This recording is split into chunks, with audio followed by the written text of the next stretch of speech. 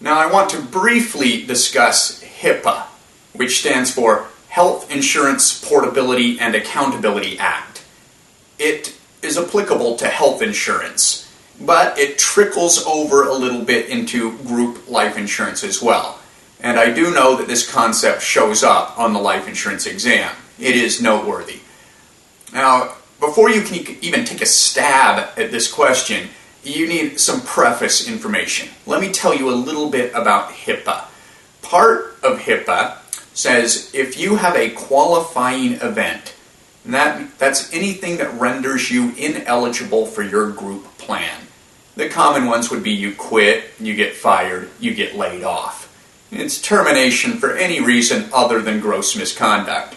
So you're no longer eligible for your group plan through work. HIPAA kicks in and you've got certain privileges.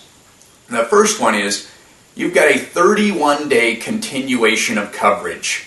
So if you quit your job or you get laid off, that's your qualifying event. You're no longer a member of their group and you're no longer eligible for their group plan. You're still covered by the group plan for 31 days. So it's the HIPAA continuation of coverage. The second thing is a conversion privilege. During that 31-day continuation of coverage, you can, if you want, you're not required to, but you can convert your group insurance to an individual policy issued by the same insurance company with no medical underwriting, no proof of insurability, so it's a guaranteed issue. That might be a godsend if you have cancer or something that would render you uninsurable and no insurance company would sell you an individual policy. You just convert your group insurance to individual insurance, no questions asked. It's the HIPAA conversion privilege.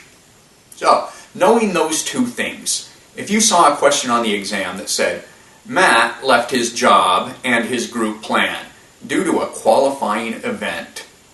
Matt chooses to convert his group insurance to an individual policy through his HIPAA conversion privilege.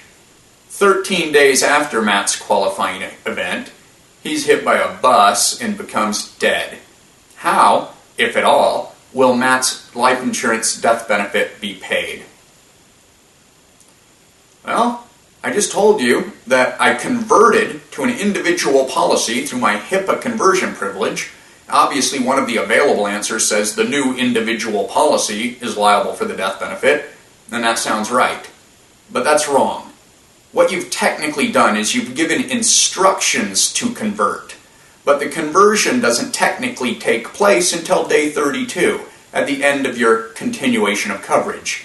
So, if death occurred 13 days after your qualifying event, the old group plan would pay the death benefit because you're still in your 31-day continuation of coverage.